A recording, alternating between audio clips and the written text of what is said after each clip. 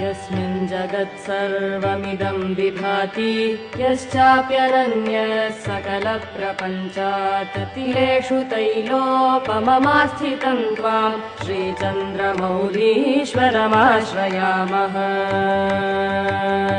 यस्मिन् जगत्सर्वमिदं विभाति यश्चाप्यनन्यः सकलप्रपञ्चात् तिलेषु तैलोपममास्थितं त्वां श्रीचन्द्रमौलीश्वरमाश्रयामः।